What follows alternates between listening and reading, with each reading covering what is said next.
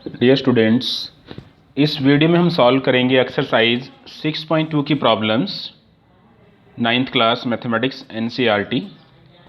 Topic है parallel lines and a transversals. First question का solution देखिए बेटा, ये फिगर हमें गिवन है। यहाँ पे ए बी और सी डी है, स्ट्रेट लाइंस हैं, और टी एक ट्रांसवर्सल है। अलग अलग एंगल यहाँ पे नज़र आ रहे हैं आपको, ठीक है ना। तो सॉल्यूशन देखिए, हमें यहाँ पे प्रूव करना है कि जो ए बी लाइन है ये सी डी के पैरेलल है। A B is parallel to C D और एंगल्स हमें गिवन है। तो बेसिक कंसेप्ट में हम अगर ये प्रूव कर दें कि अल्टरनेट इंटीरियर एंगल इक्वल हैं तो लाइन क्या हो जाएंगी, पैरेलल हो जाएंगी।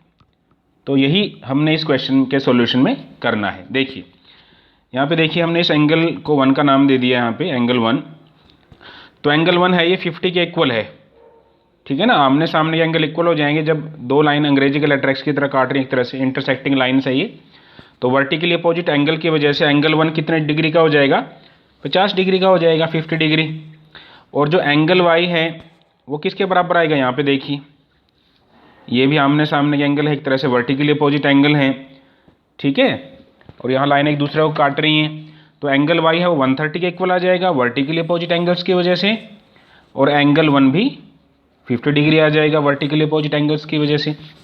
अब आप देखिए कि जो x प्लस 50 डिग्री का जो सम है वो 180 डिग्री के इक्वल हो जाए। एक स्ट्रेट लाइन है और स्ट्रेट लाइन पे दो एंगल का सम, ठीक है ना, 50 degree plus x is equals to 180 degree.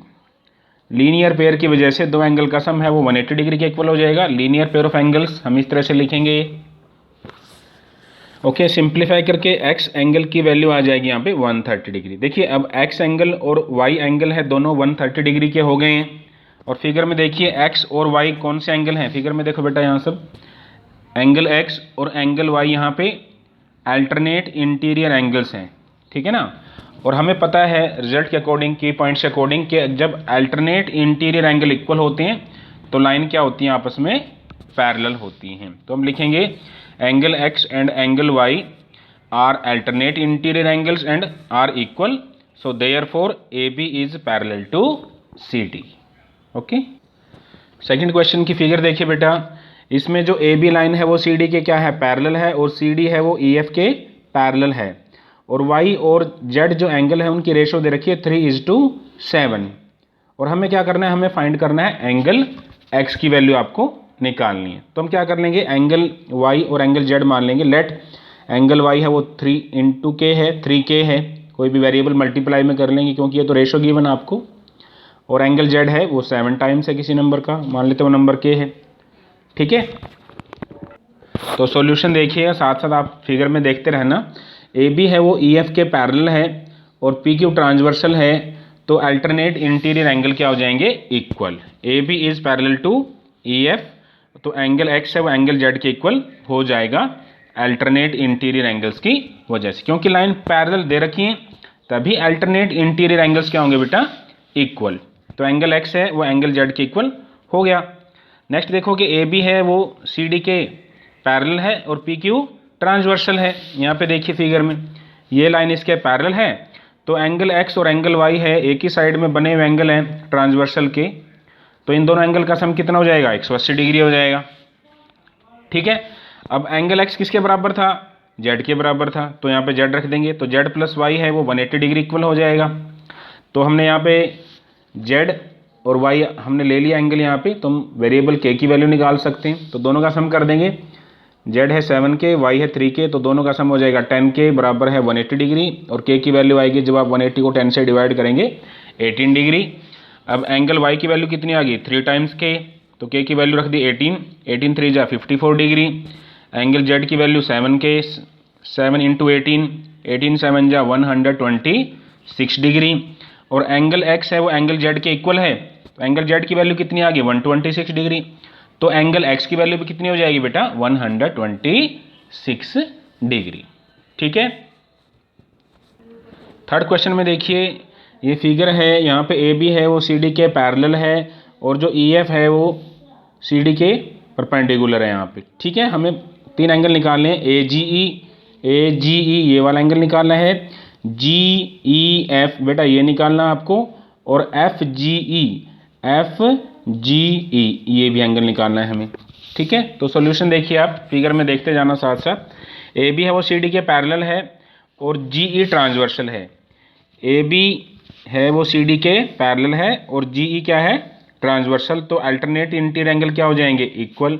तो AGE जो एंगल है वो किसके बराबर आ जाएगा, 126 डिग्री के, because of alternate interior angles.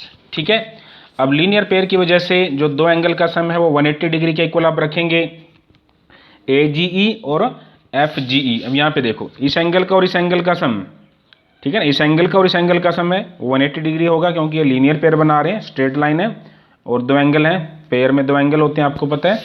तो दोनों का सम क्या हो जाएगा बेटा, 180 डिग्री के इक्वल रख देंगे। वहाँ से FGE जो हमें यहाँ फिगर में देखना, FGE इस एंगल की वैल्यू आ जाएगी, क्योंकि ये कितना एंगल हो गया, 126 डिग्री। तो 180 में से 126 माइनस कर देंगे आप, कितने डिग्री आ जाएगी वैल्यू FGE एंगल की, 54 डिग्री। और इसी तरह GED एंगल आपको निकालना है, ध्यान से देखना, GED ये जो एंगल है बेटा GED, ये एंगल दो एंगल का सम है, इस एंगल का और इस एंगल का। ये एंगल 90 डिग्री दे रखा है, ये टोटल कितना है 126 है। तो 126 डिग्री में से जब आप 90 डिग्री माइनस कर देंगे तो वैल्यू कितने डिग्री आ जाएगी, 36 डिग्री। तो आप ना थर्ड एंगल है वो इस तरह से निकाल सकते हैं। ठीक है ना, आप PDF की हेल्प से भी जो इसके सॉल्यूशन है उनको आप अच्छे से देख सकते हैं।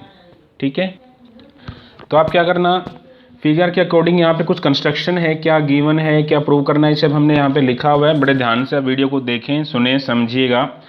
तो हमने एक पैरेलल लाइन खींच ली है, गिवन लाइन्स के पैरेलल, ये लाइन आपस में पैरेलल है और ये भी पैरेलल है। तो हम देखेंगे कि ये और ये एंगल कौन से हो जाएंगे, को इंटीरियर एंगल्स। तो इसका और इसका सम 180 डिग्री हो जाएगा। हमें ये एंगल निकालना है, एंगल 2 की वैल्यू आपको निकालनी है। और एंगल 2 कौन सा है, QRS। तो बेटा देखो को इंटीरियर एंगल्स की वजह से, क्योंकि ये लाइन इसके पैरेलल है, तो इसका और इसका सम 180 होना चाहिए। तो ये कितना होगा, अगर ये 110 है तो 180 माइनस 110 ये कितना हो जाएगा, 70 डिग्री हो जाएगा। इसी तरह इसका और इसका सम भी कितना 180 होना चाहिए। तो 180 माइनस 130 कितना हो जाएगा, 50 का। तो ये कितना बचेगा, स्ट्रेट लाइन पे तीनों एंगल का सम कितना होता है, 180। तो ये 70 हो गया बेटा, ये 50 होगा, 70 और 50 120। तो 180 में से 120 माइनस कर देंगे, 60 डिग्री आ जाएगा ये एंगल। ठीक है, तो विद रीजन आप इसको इस तरह से अटैम्प्ट करेंगे, लॉजिकली प्रॉपरली, ये सब PDF में मेंशन कर दिया गया है। ओके, बड़े ध्यान से कैसे अटैम्प्ट करना है, विद रीजन प्रॉपरली। ये यहाँ पे है को इंटीरियर एंगल्स। ठीक है ना, तीनों एंगल का सम 180 degree, angles on the same line. तो एंगल 2 की वैल्यू आ जाएगी 60 डिग्री, और एंगल 2 कौन सा है, QRS। ठीक है, फिफ्थ क्वेश्चन में देखिए, AB है वो CD के क्या है, पैरेलल है, ये एंगल 50 डिग्री दे रखा है, और PRD जो एंगल है 127 डिग्री दे रखा है। एंगल X और Y की वैल्यू आपको निकालनी है। तो आप देखिए AB है वो CD के पैरेलल है और PQ क्या है, ट्रांसवर्सल है। तो आप फिगर में देखिए, क्योंकि लाइन क्या है, पैरेलल है और ये ट्रांसवर्सल है, तो ये और ये एंगल क्या हो जाएंगे, अल्टरनेट इंटीरियर एंगल। तो एंगल X की वैल्यू कितनी आ जाएगी, 50 डिग्री, अल्टरनेट इंटीरियर एंगल्स की वजह से। इसी तरह देखो कि ये और ये लाइन पैरेलल है, तो ये ट्रांसवर्सल हो जाएगी PR। तो इस एंगल का, ठीक है, इन दोनों एंगल्स का समय किसके बराबर आ जाएगा, 127 के डिग्री। ठीक है ना, तो यहाँ से Y एंगल की वैल्यू कितनी आएगी, 127 माइनस के 50 डिग्री। ठीक है, तो इस तरह से आप इसका सॉल्यूशन है वो प्रॉपरली लिखेंगे मैथमेटिकली। ठीक है, अब आप लास्ट क्वेश्चन का सॉल्यूशन देखिए। यहाँ पे हमारे पास प्लेन मिरर हैं PQ और RS। ठीक है ना, और स्टेटमेंट के अकॉर्डिंग ये लाइन यहाँ पे जाती है, ठीक है ना, और टकरा के फिर मुड़ती है और रिफ्लेक्ट हो जाती है। तो हमें ये प्रूव करना है कि जो AB लाइन है ये CD के क्या है, पैरेलल है। तो वही है, हमें पैरेलल लाइंस प्रूव करना है यहाँ पे। तो हम बता देंगे कि अल्टरनेट इंटीरियर एंगल्स क्या है बेटा, इक्वल है। कैसे दिखाएंगे, ध्यान से देखिएगा। तो हम क्या करेंगे, यहाँ पे पहले परपेंडिकुलर डालेंगे, क्योंकि यहाँ पे दो प्लेन मिरर हैं, PQ है वो RS के पैरेलल है, गिवन है, और हमने यहाँ पे परपेंडिकुलर डाल दिया, BM परपेंडिकुलर टू RS, इसी तरह NC परपेंडिकुलर टू PQ। ठीक है, कुछ कंस्ट्रक्शन करेंगे, ये देखिएगा आप अच्छे से।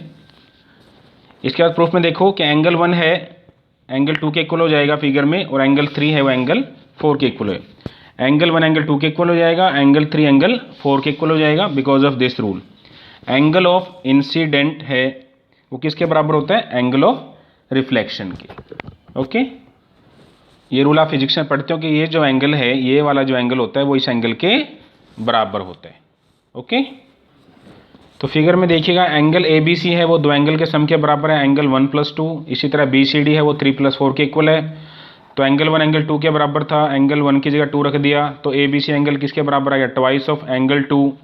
बी सी डी एंगल है वो किसके बराबर आ जाएगा? इसी तरह ट्वाइस ऑफ एंगल 3। अब ये हमें परपेंडिकुलर दे रखे हैं, एम बी है वो परपेंडिकुलर है पी क्यू के, एन सी है वो परपेंडिकुलर है आर एस के। तो ये आपस में भी क्या हो जाएंगे? एम बी और एन सी आपस में क्या हो जाएंगे? पैरेलल हो जाएंगे। ठीक है, ये रिजल्ट आपको दे रखा है, lines perpendicular to parallel lines are parallel to each other. ठीक है ना, ऐसी लाइंस जो परपेंडिकुलर टू पैरेलल लाइंस, दो पैरेलल लाइंस के परपेंडिकुलर जो लाइन होती हैं वो आपस में भी क्या हो जाएंगी? पैरेलल हो जाएंगी। अब फिगर में देखिएगा एम बी है वो सी एन के क्या है? पैरेलल है, और बी सी क्या है? ट्रांसवर्सल। तो एंगल 2 है वो 3 के इक्वल हो जाएगा, अल्टरनेट इंटीरियर एंगल्स की वजह से दोनों साइड में 2 से मल्टीप्लाई कर देंगे। ट्वाइस ऑफ एंगल 2 किसके बराबर है? Twice of angle 3। ठीक है ना, तो ये एंगल कौन सा है? Angle A B C. और ये कौन सा है बेटा? B C D. तो एंगल ए बी सी और बी सी डी एंगल है वो इक्वल आ गए, और ये कौन से एंगल है? अल्टरनेट इंटीरियर एंगल्स हैं। और हमें पता है बेटा कि जब अल्टरनेट इंटीरियर एंगल्स इक्वल होते हैं तो लाइंस क्या होती हैं? आपस में पैरेलल होती हैं। तो इससे क्या प्रूव हो जाएगा कि A B is parallel to C T. ठीक है, तो बेटा इस वीडियो में बस इतना ही। Thank you so much.